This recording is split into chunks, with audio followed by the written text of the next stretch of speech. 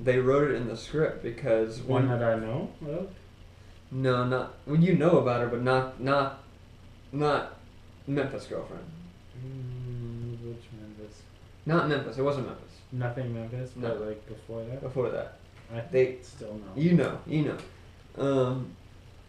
It was the girl that wiped the shit off my the throw up on my ass. But the thing is like they wrote a real personal thing in the script so I could have a real reaction to it. Okay. You know, and that kind of stuff. Like think about giving that part of your life up for a film. It's really hard. And you really have to be dedicated to a craft to be able to do that. Because, like, fuck it, think about a dentist. A dentist doesn't have to give up any vulnerability. He fixes his teeth. Think about a chef. A chef makes a meal. Think about anybody else. A doctor fucking fixes a heart. Like, it was like, you don't really have to give up what's... There's something personal now. Yeah. It's just like you're showing your craft. Yeah. So...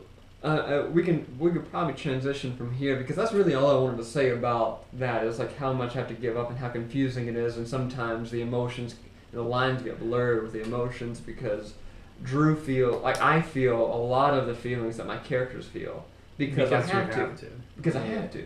No, that's true. But there's a question I wanted to ask you is you've worked on a lot of reality TV shows. Oh yeah.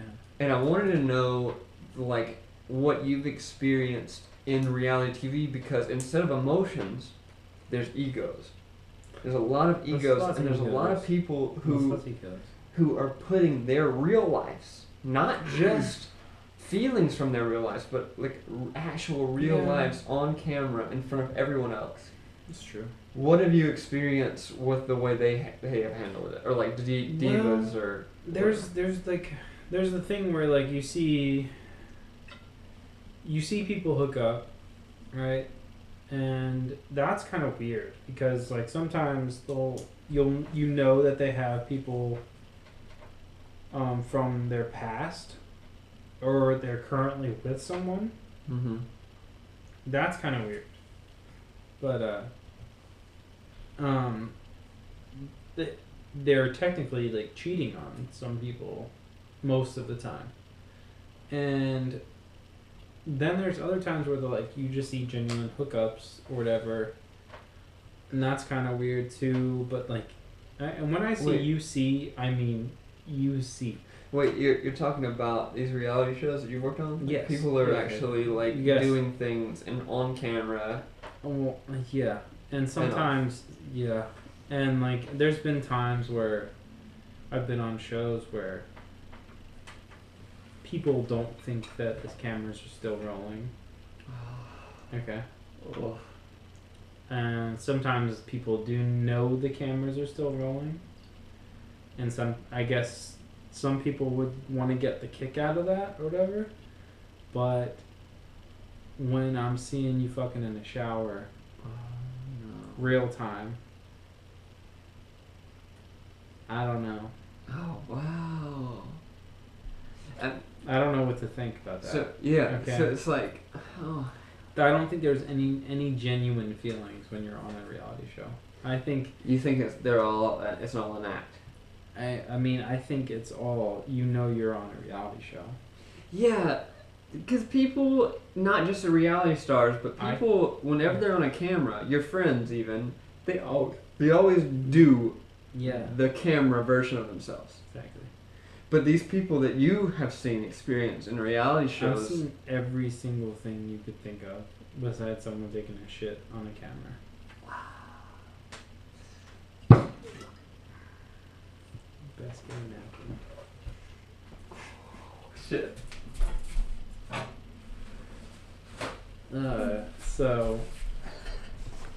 Yeah, that's it. So anyway, yeah, I've seen basically anything you could think of on the camera. It's just, it's weird to think of knowing that I've seen stuff that probably could ruin people's careers, if not ruin a lot of other things. like Sure. lives, basically. Like I'm seeing people basically say, "Hey, don't tell them." I mean, I hope they don't show this part because my boyfriend back home or my girlfriend back home, or I don't think it's real. I think it's people that they get on a thing and they think, oh, this is just a hookup, or Ooh. this is just a reality show. It doesn't translate to real life, you know. It's nasty, you know. Mm-hmm. But that's how that shit works out, like a lot of the time. So it doesn't translate to real life. It doesn't translate to screen, or having to pretend that you're in love with somebody, because these people don't give a shit. Mm-hmm. They just, they're. I think what it really is their adrenaline and all that shit is just running so hard. Yeah. That they need to get it out somehow, and that is the somehow. But I think that's basically it. I think that's how I need to end that for sure. But speaking of cheating, you ever been cheated on? Yeah. Middle school. Middle school? I think I got cheated on in high school. Really? Echoing. Huh? You did not hear that echo? Oh, I probably hit monitor. That's fucking super weird. Ooh. You hear that? I do. I feel like this is the weirdest thing ever. It sounds like like we're on an intercom. There you go. That's all it's called. Can you hear? Yeah, we're so good. All right, we're so It recording. sounded like we were in an intercom for a second.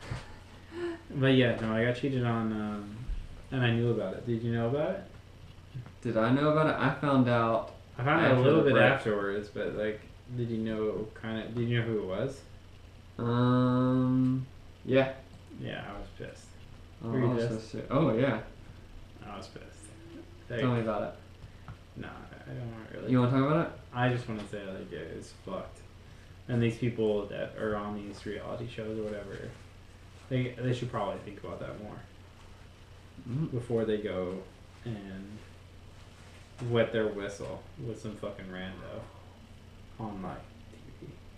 That's kind of fucked up. It's super fucked up. So don't go fucking, literally fucking. Don't go fucking. Don't go fucking. Unless they're into that, then you go fucking. Yeah, go fucking, whatever. So, there's a bunch of other things that we wanted to talk about, but I don't think Drew knows about a few of them. So, I can't believe that. It's good. I know. You're dry. I'm sorry. Okay, can I say No, what happened? don't say anything. But anyway, there's a flight to Memphis that's only like $60 in July. What? Yeah. What? Yeah. Starting June 2nd, I believe it is. It goes, I forgot what fucking airline it is, but it goes back and forth from a direct flight from LA to Memphis for like $60. Ooh. You gotta pay your bag fee, which is like $20. That's like $80 each way. Mm. So $160 each way to them. That's good. Yeah. Thinking about doing this. How you feel about it? Yeah, go to them for cheap, of course. Hell yeah. I'm doing that shit. Right? Yeah. Thinking about doing it for real. I think it's a good idea. We're gonna try to do it during Meg's birthday time, so that's gonna be cool. Yeah. But they only fly out Thursdays and they come back Sundays and vice versa or whatever. So you can fly out Thursday or Sunday. That's cool. Yeah, it's really cool. I wanted to talk about that. That's really cool. What would you do if you went back right now? Go eat some Central Barbecue, get some half order of barbecue nachos. Just a half? Get the whole order of barbecue nachos. There you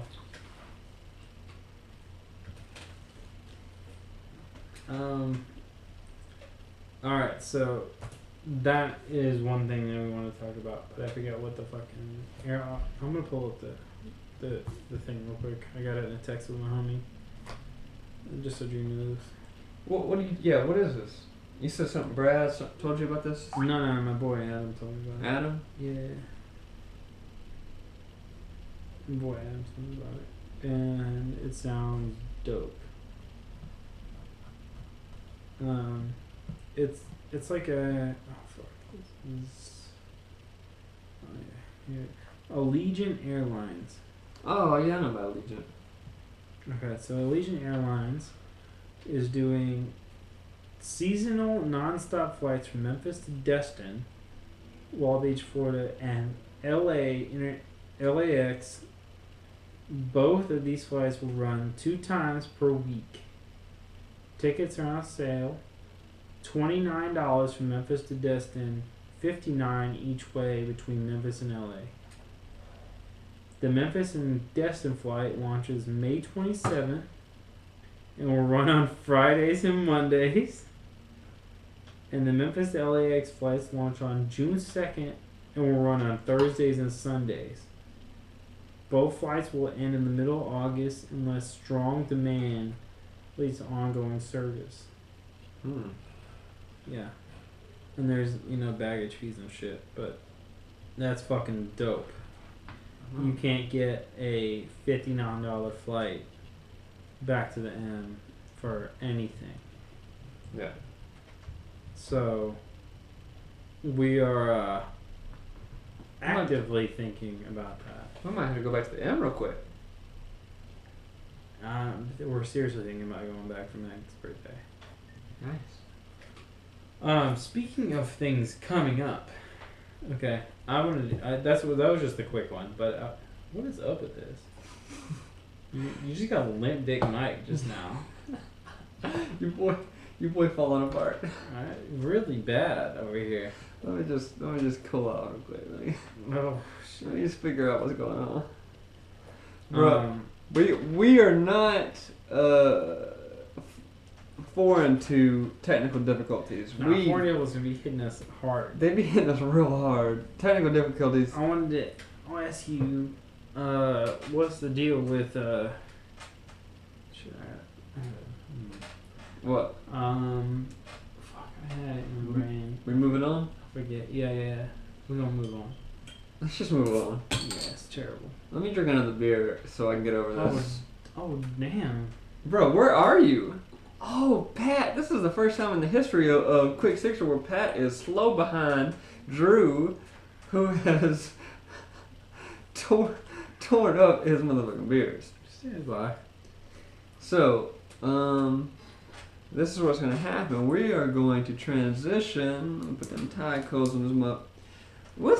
Why don't we talk about something we know for sure? What? Stand by. You can keep talking. Alright. I'll let. So,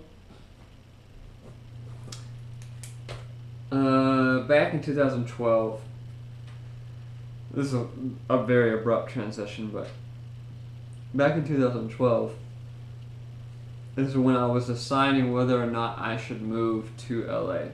And I was in Memphis, and it was literally, I can't say it was the peak because I don't know what was going to happen if I stayed in Memphis. But literally, my career was skyrocketing to the point where I was living so comfortably in Memphis. Like, there was nothing that was going to go wrong. Like, I was doing what I love to do. Didn't have any qualms. I lived with my friend. I was working in film. I was acting every now and then. Things were great. But I knew that at some point that I wanted to travel. I wanted to go to LA. I wanted to experience this. I wanted to really pursue acting. And in Memphis, it's kind of a small market, so I had to go to LA. Well, it just so happened that Pat had already moved here a year before, and so I've been keeping tabs on him and all this stuff, and I called him up. I was like, hey, can I stay with you for a few weeks while I visit LA to see if I really want to live there? And Pat was like, of course, sure, yeah, whatever. And so I come to LA, I'm staying in a spot. He lives with 2 other people. So I'm literally on an air mattress in his bedroom. And at the time, he was working 12-hour days at Next Top Model. So I had 12 hours a day to figure out what I wanted to do in LA. I'm talking about the beginning. I'm talking about me moving to LA. So the first trip out here, that's gonna lead to this. Yeah. I know what you're saying. So I'm going on experience in LA. I'm seeing the few people that I know out here, or whatever. But then every now and then, Pat would have a few days off. We would go and do fun shit. So this one night, we go to a bar, and all right. Well, you're not even saying it right. Like, all right. So the night that we went to this bar, Drew had been here for like almost probably 5-6 days or something, and I was sitting there, and I had just got a day off. I think this was like the one. I think I had a day off. Maybe I even had a day off the next day or something. But there was this bar that was right near our apartment that we'd been talking about going to for a minute because it was there. Like, we could just walk there. It was the middle of the week. And I was like, we should go out. And we get there. Okay. And Drew... What? Drew decided he's gonna get really fucked up, okay? Oh, well, this yes, was of that course. same night with your rum and coke situation with those ladies. Oh, you mean when I started yelling at these girls? Okay. Which I still... Pat and I perceive that story differently. Alright, so everyone on this podcast knows your boy can handle his alcohol. So your boy talking about Pat? Yeah. Okay, go ahead. So much. Anyway, so we're there.